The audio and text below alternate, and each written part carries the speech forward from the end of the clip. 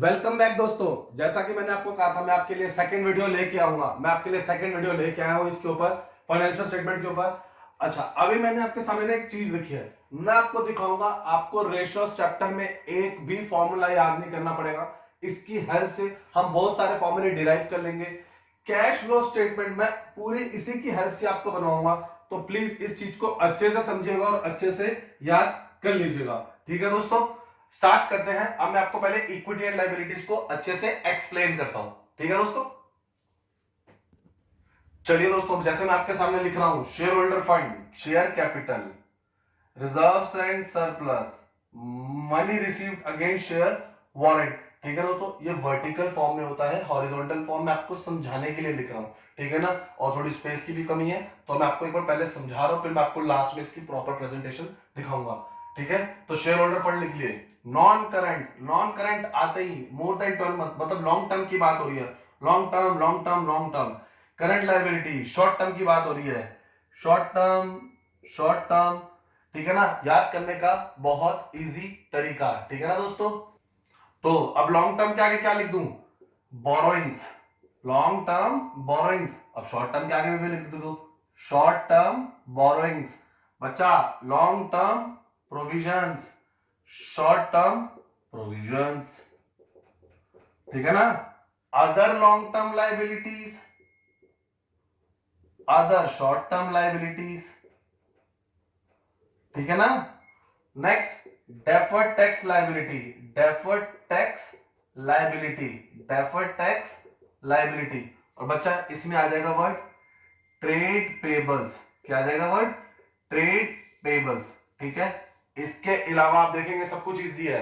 Long term borrowing, short term borrowing, long term provision, short term provision, other long term liability, other short term liabilities, deferred tax liability, और word आता है trade payables. दोस्तों, मैंने इससे पहले basics की video बनाई है, उसके अंदर आपको किसी की डेफिनेशन देखनी हो तो आप डेफिनेशन भी जाके समझ सकते हैं। ठीक है ना, बेसिक नॉलेज होना फिर से बहुत जरूरी है। ठीक है दोस्तों, ट्रेड पेबल्स के अंदर जैसा मैंने आपको बताया था, क्या क्या आता है? क्रेडिटर और बिल्स पेबल, क्रेडिटर और बिल्स पेबल। चलिए अब one by one explanation start करें। चलिए स्टार्ट करते हैं दोस्तों। अब देखेंगे आप कि मैंने आपके सामने ना इसको 1 2 3 4 5 6 मैंने कहा था ना पेन और उठा लो। अब मैं आपको ज्यादा नहीं, हर एक का ना थोड़ा थोड़ा ब्रीफ देता हूं। ठीक है ना, अगर आप देखेंगे 12th मार्क्स में इनके ना हेड्स और सब हेड्स लिखने आते हैं। ठीक है, अगर आप बीकॉम में देखेंगे ना, हमें जब प्रॉपर बैलेंस शीट बनानी आती है ना, उसके अंदर आइटम सेग्रीगेट करनी होती है। मैं आप लोगों को पहला शेयर कैपिटल समझाने जा रहा हूं। दोस्तों, शेयर कैपिटल क्या होता है? फॉर एग्जाम्पल एक कंपनी बनी, मैंने फॉर एग्जाम्पल पब्लिक कंपनी बनाई। पब्लिक कंपनी में बनाने के लिए कितनी कैपिटल चाहिए होती है? 5 लाख। ठीक है ना, मिनिमम कैपिटल कितनी चाहिए होती है पब्लिक कंपनी के लिए? 5 लाख। फॉर एग्जाम्पल मैंने पब्लिक कंपनी बना ली। ठीक है, मैं इधर लिख देता हूं। तो 5 लाख आपकी ऑथराइज्ड कैपिटल है। ठीक है ना, मैंने 5 लाख से कंपनी में, मैं अज्यूम कर रहा हूं ये मेरी ऑथराइज्ड कैपिटल है। अब मैं पब्लिक में इससे ज्यादा पैसा नहीं उठा सकता। तो क्या सर फ्यूचर में भी कभी ज्यादा नहीं उठा सकते? बेटा उठा सकते हो, हमें मेमोरेंडम ऑफ एसोसिएशन जो है हमारा ऑब्जेक्ट क्लॉज, उसे ऑल्टर करना पड़ेगा। लेकिन अभी मैंने अपनी क्या लिमिट डिसाइड करी है? 5 लाख। फिर मैंने सोचा यार मुझे सारे पैसों की तो जरूरत है नहीं, मुझे फॉर एग्जांपल कितने पैसों की जरूरत है? 4 लाख की। कितने की जरूरत है? 4 लाख की। तो 4 lakh is my issued capital, 4 lakh is my issued capital. ठीक है ना, the capital which is actually offer to the public, जो कैपिटल एक्चुअली में ऑफर करी जा रही है पब्लिक को, that is issued capital. Authorised capital क्या थी? It is the maximum capital that a company issue for subscription, जो मैक्सिमम सब्सक्रिप्शन ले सकती है। सब्सक्रिप्शन क्या होता है? जो पब्लिक मुझे अप्लाई करती है। ठीक है ना, तो subscribe capital, that part of issued capital. अब इस 4 लाख में से जो पब्लिक मुझसे पैसा लेगी, ठीक है ना, उसको क्या बोलेंगे? Subscribe capital. दोस्तों, सब्सक्रिप्शन दो तरीके के होते हैं, पहले मैं आपको बता दूं, अंडर सब्सक्रिप्शन और ओवर सब्सक्रिप्शन। ठीक है ना, आपको थोड़ा सा इसका आइडिया होगा ही। फॉर एग्जाम्पल मैंने पब्लिक से 4 लाख मांगा, 4 लाख इज माई बेंचमार्क। मैंने कितने मांगे? 4 लाख रुपीज। अगर मुझे 4 लाख से कम आते हैं, फॉर एग्जाम्पल मुझे 3 लाख रुपीज आते हैं, तो that is under subscription. For example अब मुझे 3 लाख से ज्यादा आते हैं, मुझे 4 लाख से ज्यादा आते हैं। ठीक है ना, बेंचमार्क क्या था? 4 लाख। ठीक है ना, मुझे इससे ज्यादा आता है, मुझे 5 लाख आ गया, 6 लाख आ गया, जो भी ज्यादा आता है, इसको बोलते हैं ओवर सब्सक्रिप्शन। क्या बोलते हैं बच्चा? Over subscription. ठीक है दोस्तों, चलिए आगे देखते हैं इसके अंदर, इसको हटा देते हैं अभी 2 मिनट में। चलिए, अब सब्सक्राइब कैपिटल को ना दो पार्ट में बांटा गया है, fully paid up, not fully paid up, ठीक है। फॉर एग्जांपल ये 5 लाख की कैपिटल कैसे थी मेरी, 50,000 एट ₹10, ठीक है। तो ये फुल्ली पेड अप है, 50,000 इंटू 10, ठीक है ना। ये कौन से हो गए शेयर्स, फुल्ली पेड अप, ठीक है ना। अब नॉट फुल्ली पेड अप में क्या आता है दोस्तों, इसके अंदर ना दो चीजें आती है, इसके अंदर दो चीजें आती है। पहले मैं आपको एक बताता हूं। नॉट फुल्ली पेड अप में फॉर एग्जांपल मैंने अभी सारे कॉल्स नहीं मंगवाई, मैंने अभी तक सिर्फ ₹8 मंगवाए हैं। मैं आपको मंगवाने कितने थे, 10, मैंने अब तक कितने मंगवाए हैं, 8। तो इसको बोलेंगे subscribed not fully paid up. क्या बोलेंगे, subscribed not fully paid up. और नॉट फुल्ली पेड अप में एक और चीज आ सकती है, फॉर एग्जांपल दोस्तों, अब इसके अंदर क्या होता है, मैंने आपको पहले बता दिया था, जैसे 50,000 इंटू 8 ₹2 नहीं है, तो ये नॉट फुल्ली पेड अप है। 50,000 इंटू 10 ₹5 लाख आने थे। एक शेयर होल्डर था जिसके पास 10,000 शेयर थे, उसने इंटू 10 ₹1 लाख नहीं दिए, तो मेरे पास कितने आए, 4 लाख। कितने आए मेरे पास, 4 लाख। तो ये भी किसका एग्जांपल है, नॉट फुल्ली पेड अप। तो नॉट फुल्ली पेड अप में एक हो गया कि मैंने मंगवाए नहीं है, और एक हो गया कि कॉल्स इन एरियर्स मेरे पास आए नहीं है। चलिए अब स्टार्ट करते हैं रिजर्व एंड सरप्लस से।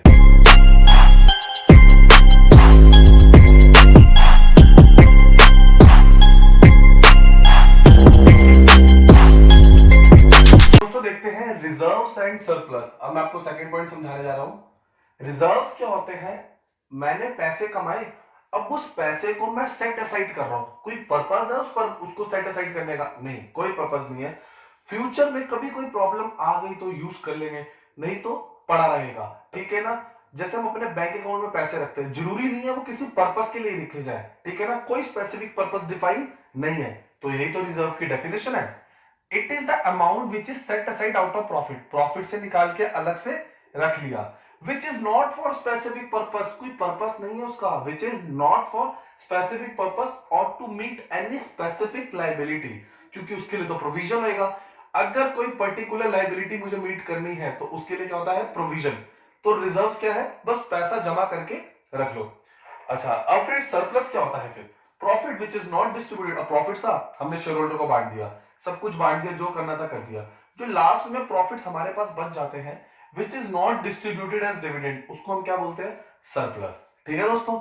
अच्छा, अब रिजर्व्स में क्या क्या आते हैं, सिक्योरिटी प्रीमियम रिजर्व, ठीक है ना, सिक्योरिटी प्रीमियम रिजर्व। अच्छा, और कौन से रिजर्व आ सकते हैं, कैपिटल रिजर्व, ठीक है ना। कोई भी चीज जिसके पीछे, कोई भी चीज जिसके पीछे रिजर्व लग जाए, ठीक है ना, X reserve, Y reserve, Z reserve, जिसके पीछे रिजर्व लग जाए वो किसका पार्ट है, रिजर्व एंड सरप्लस का, ठीक है।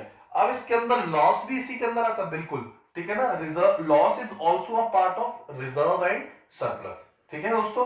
चलिए नेक्स्ट पॉइंट देखते हैं, money received against share warrant. दोस्तों ये टॉपिक आपके लिए ऑब्सोलीट है, नहीं आता है, ठीक है ना, ये सिर्फ लिखा जाता है। सर फिर भी एक बार बताना शेयर वारंट होते क्या है, मैं आपको समझाता हूं। आज हमें फिजिकल शेयर्स मिलते हैं, पहले भी मिलते थे। आज जब शेयर्स मिलते हैं तो हमारा रजिस्टर ऑफ शेयर होल्डर्स में नाम आ जाता है। फॉर एग्जांपल प्रतीक ने इस कंपनी के सो एंड सो शेयर्स लिए, ठीक है ना, तो उस रजिस्टर में, जो रजिस्टर ऑफ शेयर होल्डर्स है, उसमें हमारा नाम आता है। पहले के टाइम में क्या होता था, शेयर वारंट्स इशू कर दिए जाते थे, जैसे आज के टाइम में हमारे नोट्स होते हैं, करेंसी कह सकते हैं, वो बियरर नोट है, जैसे 2000 का नोट, 500 का नोट, जिसके हाथ में है नोट उसका है, ठीक है ना, बियरर इंस्ट्रूमेंट है। सिमिलरली जो शेयर वारंट्स होते थे ये बियरर इंस्ट्रूमेंट होते थे, क्या होते थे, बियरर इंस्ट्रूमेंट, ठीक है ना, जिसके हाथ में है उसका होता है ये, ठीक है ना। कोई रजिस्टर में नाम नहीं लिखा जाएगा। फॉर एग्जांपल फ्यूचर डेट में मैंने मिस्टर एक्स को दिया था, एक्स ने आगे वाई को दे दिया, अब वाई मेरे पास लेके आ गया कि सर क्या कहते हैं, कंपनी के पास लेके आया कि डिविडेंड देना है इसके ऊपर, तो जिसके हाथ में होएगा, जिसके हाथ में ये होएगा, ये उसी को दिया जाएगा डिविडेंड, ठीक है दोस्तों। तो ये क्या है, शेयर वारंट बियरर इंस्ट्रूमेंट है, जो आज के टाइम पे इशू नहीं होता है, ठीक है। चलिए अब नॉन करेंट लायबिलिटी स्टार्ट करते हैं। अब मैं आप लोगों को नॉन करेंट लायबिलिटी का फोर्थ पॉइंट बताने जा रहा हूं। लॉन्ग टर्म बोरिंग होती क्या है दोस्तों, ऐसा पैसा जो मुझे 12 महीने के बाद देना है या ऑपरेटिंग साइकिल के बाद। मैंने आपको बताया था ना पिछले फर्स्ट वीडियो में, ऑपरेटिंग साइकिल के बाद जो भी अमाउंट आएगा वो भी नॉन करेंट लायबिलिटी है, और जो 12 मंथ से एक्सीड होती है वो भी हमारे लिए नॉन करेंट लायबिलिटी है, ठीक है ना। अब नॉन करेंट लायबिलिटी में बोरोइंग्स की बात चल रही थी। बोरोइंग्स क्या होगी, मैं उधार ले रहा हूं। बोरोइंग्स का बेसिकली मतलब क्या हो गया, उधार। ठीक है, it is the amount taken as a loan by the company, हमने लोन लिया कंपनी ने। इट इज क्लासिफाइड, मैंने इसको दोस्तों लिखा एलटीवी मतलब लॉन्ग टर्म बोरिंग। ठीक है, when the loan is repayable after 12 months, 12 महीने के बाद दे, या after the period of operating cycle, जब ऑपरेटिंग साइकिल का पीरियड खत्म होने के बाद भी कोई चीज मिलती है उसे भी क्या बोलते हैं, लॉन्ग टर्म बोरिंग्स। इसके एग्जांपल दिया दोस्तों मैंने आपको, debentures, public deposit, bonds, loan from bank. मैंने बैंक को बोला सर मेरे पास जब पैसे आएंगे मैं आपको दे दूंगा, 2 साल, 5 साल, 10 साल। तो ये सारा क्या है, लॉन्ग टर्म बोरिंग्स। ठीक है दोस्तों, चलिए फिफ्थ पॉइंट देखते हैं, लॉन्ग टर्म प्रोविजंस। अब लॉन्ग टर्म प्रोविजंस क्या होते हैं दोस्तों, प्रोविजन है, अभी मैंने आपको रिजर्व समझाया था कि मुझे पता नहीं है अमाउंट मैंने किस लिए सेट असाइड किया है, ठीक है ना, वो रख दिया अलग से, लेकिन अब मेरे को पता है मेरे ऊपर फ्यूचर में ये लाइबिलिटी आ सकती है। जैसे किसी मजदूर को चोट लग गई, लगती रहती है, मेरे फैक्ट्री है, कहीं ना कभी चोट लगती ही रहती है, तो उसके लिए मैंने पहले से ही पैसा इकट्ठा करके रख दिया। That is provision, is the amount set aside to meet the future liability. Future में कोई लाइबिलिटी होगी तो मैं अमाउंट पहले से ही रख देता हूं। All provision for which the related claims are expected to settle, कौन से claims, related claims are expected to settle beyond 12 months, 12 महीने के बाद, बैलेंस शीट की टर्म के बाद मेरे को लगता है कि मुझे कोई क्लेम सेटल करना पड़ सकता है, उसके लिए मैं आज ही तैयारी करके रख लूं, प्रूडेंस का प्रिंसिपल। ठीक है ना, कि भाई अकाउंट हमेशा कहता है जो भी आपको लग रहा है लॉसेस आ रहे हैं उसके लिए पहले से क्या हो जाओ, प्रिपेयर हो जाओ। ठीक है ना, तो मैं आज पहले से ही फ्यूचर की लाइबिलिटी के लिए प्रिपेयर हो चुका हूं, तो इसलिए मैंने इसका नाम क्या रख दिया, लॉन्ग टर्म प्रोविजन। ठीक है, एग्जांपल देते हैं, provision for employee benefit, future में कोई एम्प्लॉय का बेनिफिट है, जब उसकी अर्न लीव्स है उसके अंदर, जैसे उसने लीव्स ली नहीं तो हम उसको कुछ देना चाहते हैं पैसे। या प्रोविजन फॉर फिर से वर्कमैन कंपनसेशन क्लेम, कल को मजदूर को चोट लगती है, फैक्ट्री एरिया है, ठीक है ना, अब जरूरी थोड़ी लगेगी लेकिन लगती रहती है, कभी 1 साल में लग जाए, 2 साल में लग जाए, 10 साल में लग जाए, तो पहले से ही मैंने कुछ पैसा इकट्ठा कर दिया है। ठीक है ना, तो इसको दोस्तों बोलते हैं लॉन्ग टर्म प्रोविजन। आइए मैं इसके अगले 2 पार्ट आप लोगों को समझाता हूं। चलिए दोस्तों, अब देखते हैं अदर लॉन्ग टर्म लाइबिलिटीज। इसके अंदर क्या होगा, long term liability other than long term borrowings. मैंने आपको लॉन्ग टर्म बोरिंग्स बताई थी, उसके अलावा कोई भी लाइबिलिटी होती है तो हम उसको अदर में डाल देते हैं। फॉर एग्जांपल मैंने आपको फर्स्ट वीडियो में बताया था, अगर दोस्तों ट्रेड पेबल्स है, ठीक है ना, अगर वो ऑपरेटिंग साइकिल के बाद देना पड़ता है, किसके बाद, ऑपरेटिंग साइकिल के बाद, तो किस कैटेगरी में आएंगे, अदर लॉन्ग टर्म लाइबिलिटीज की कैटेगरी में आएंगे, या 12 मंथ्स के बाद देना पड़ता है। तो मैंने इसके अंदर एग्जांपल में भी लिखा है, if it is payable after 12 months और आफ्टर ऑपरेटिंग साइकिल। ठीक है दोस्तों, सर और भी कोई एग्जांपल्स बताना दोस्तों, premium payable on redemption of debenture, या premium payable on redemption of preference shares. ठीक है ना, अगर हमें अपने ही डिवेंचर के अगर एक्स्ट्रा पैसे देने पड़ रहे हैं, अपने ही प्रेफरेंस शेयर्स पे प्रीमियम देना पड़ रहा है, तो वो जो प्रीमियम है वो भी हमारे लिए क्या है, लॉन्ग टर्म लायबिलिटी, और उसकी कैटेगरी क्या बनेगी, अदर लॉन्ग टर्म लायबिलिटीज। ठीक है दोस्तों, तो इधर लिखा हुआ है premium payable on redemption of debenture slash premium payable on redemption of preference share. ठीक है दोस्तों, नेक्स्ट पॉइंट देखते हैं, डेफर्ड टैक्स लायबिलिटी। ठीक है, पहले थोड़ा सा मैं इसको आपको ब्रीफ कर देता हूं, डेफर्ड मतलब पोस्टपोन। ठीक है, इन शॉर्ट समझो, हम ना टैक्स 2 तरीके से कैलकुलेट करते हैं, ठीक है ना, एज पर अकाउंटिंग इनकम अलग कैलकुलेट करते हैं, as per income tax provision हम अलग कैलकुलेट करते हैं। ठीक है ना, तो मोटा मोटी समझो, अगर हमने गवर्नमेंट को कम पैसे दिए, ठीक है ना, फॉर एग्जाम्पल गवर्नमेंट को 1 लाख देने थे, मैंने 80,000 दिए, तो जो 20,000 है वो मेरी डेफर्ड टैक्स लायबिलिटी है। क्या है, डेफर्ड टैक्स लायबिलिटी। इसका ऑपोजिट कर लो, मैंने गवर्नमेंट को दे दिए 1 लाख, देने कितने थे, 80,000, तो वो मेरे लिए अब क्या बन जाएगा, डेफर्ड टैक्स एसेट। क्या बन जाएगा, डेफर्ड टैक्स एसेट। तो पढ़ते हैं, every year accounting income is compare with taxable income. हम कंपैरिजन करते हैं, in case accounting income is more than taxable income, word is more than taxable income, तो वो हमारे लिए क्या बन जाएगी, liability. In case accounting income वो कम है, is less than taxable income, तो वो क्या बन जाएगी, डेफर्ड टैक्स एसेट। ठीक है ना, सर आपने जल्दी क्यों बता दिया दोस्तों, अभी बैलेंस शीट में नॉन करेंट एसेट में ये एसेट्स आएंगे, तो उधर मेरे को आपको एक्सप्लेन करने की जरूरत नहीं पड़ेगी, ठीक है ना। तो डेफर्ड टैक्स एसेट, और अगर ज्यादा दे दिया तो इज मोर देन, तो वो हमारे लिए क्या है, लायबिलिटी, ठीक है दोस्तों। चलिए अब हम क्या स्टार्ट करने जा रहे हैं, करंट लायबिलिटी। चलिए दोस्तों अब करंट लायबिलिटी स्टार्ट कर रहे हैं। करंट लायबिलिटी का पॉइंट नंबर 8 मैंने जो अलॉट किया था इसको, शॉर्ट टर्म बोरिंग्स। दोस्तों ऐसी बोरिंग्स जो अब हमें विद इन 12 मंथ्स देनी है। दोस्तों ऐसी बोरिंग्स जो हमें अब 12 महीने के अंदर अंदर देनी है, are the borrowings of the company which is due for payment, which is due for payment within 12 months, within 12 महीने के अंदर अंदर, और फिर से और from the time period of operating cycle. Within operating cycle है तो फिर से ये करंट लायबिलिटी है, आफ्टर ऑपरेटिंग साइकिल है तो ये नॉन करंट लायबिलिटी है या लॉन्ग टर्म बोरिंग्स है, ठीक है। चलिए एग्जांपल पढ़ते हैं। लोन रीपेबल ऑन डिमांड, मैंने बैंक से लोन लिया, बैंक ने कहा अब मेरे को जब भी पैसे चाहिए होंगे, या मैंने किसी थर्ड पार्टी से लोन लिया, उसने कहा मुझे जब भी पैसे चाहिए होंगे मैं आपको 1 महीने पहले दे दूंगा, तो ये मेरे लिए क्या होगी, शॉर्ट टर्म बोरिंग्स होगी। Bank overdraft, loan from parties payable with in 12 months, कोई भी 12 महीने के अंदर अंदर जो भी मुझे लोन की रीपेमेंट करनी है, that all are part of short term borrowings, ठीक है दोस्तों।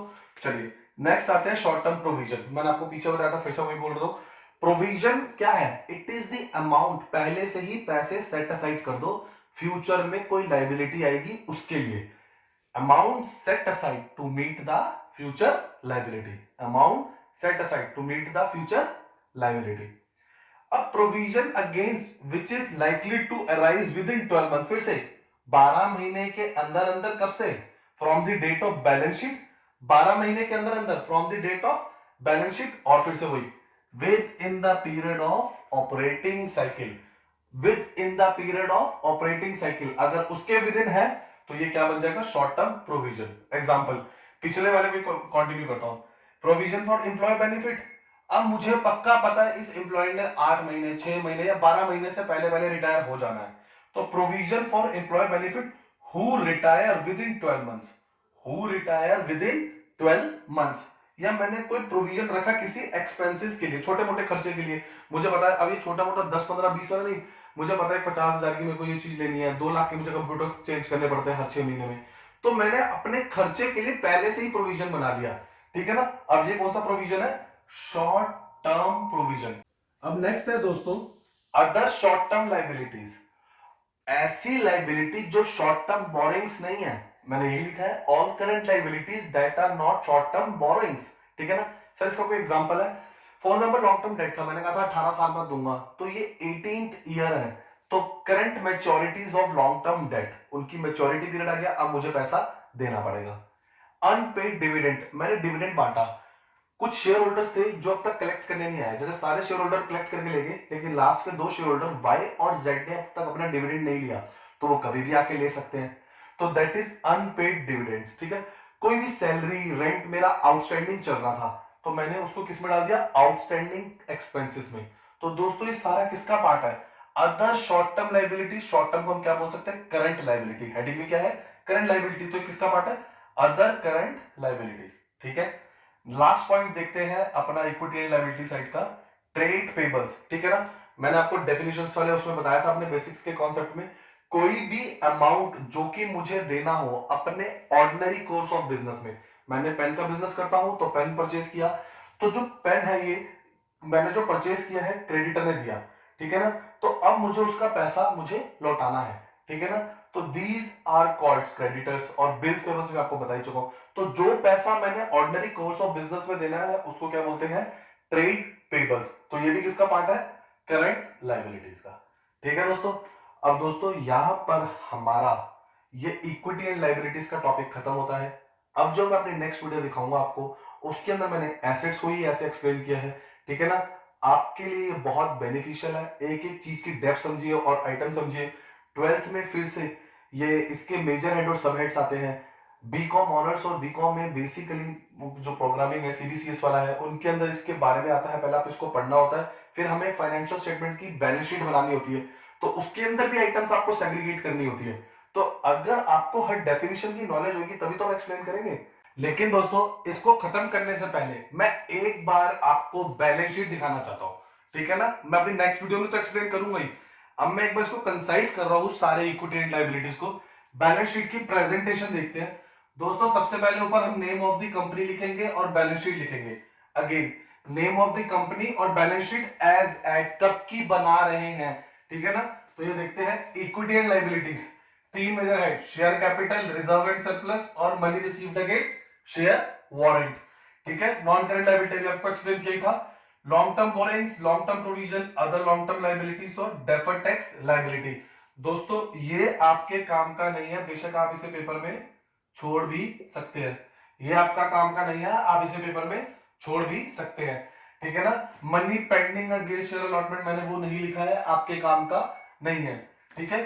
उसके बाद देखते हैं other long term liability, deferred tax liability के बाद करंट लाइबिलिटीज। उसके अंदर क्या है, short term borrowing, short term provision, other short term liabilities और ट्रेड पेबल्स।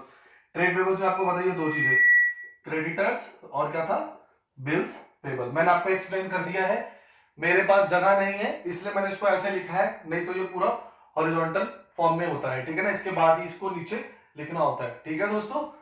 फिर से अब नॉन करंट एसेट्स मैं अपनी नेक्स्ट वीडियो में एक्सप्लेन करूंगा, बट फिर भी मैंने प्रॉपर फॉर्मेट इधर लिख दिया है, आप देख सकते हैं। फिक्स एसेट्स, उसके अंदर फर्दर कैटेगरी है टेंजिबल इंटेंजिबल, ठीक है ना। फिर कैपिटल वर्क इन प्रोग्रेस, जब टेंजिबल एसेट्स कंस्ट्रक्शन में जाते हैं, ठीक है ना। मैं अपनी नेक्स्ट वीडियो में सब एक्सप्लेन करूंगा, बस आप इसको एक बार नोट कर लीजिए अगर आप बैलेंस शीट नोट करना चाहते हैं, ठीक है दोस्तों। अगर आपको हमारा वीडियो ये पसंद आया, प्लीज हमारे चैनल स्कूल ऑफ अकाउंट्स को लाइक करें, सब्सक्राइब करें और बेल आइकन दबाना ना भूलें। Stay in touch, stay updated.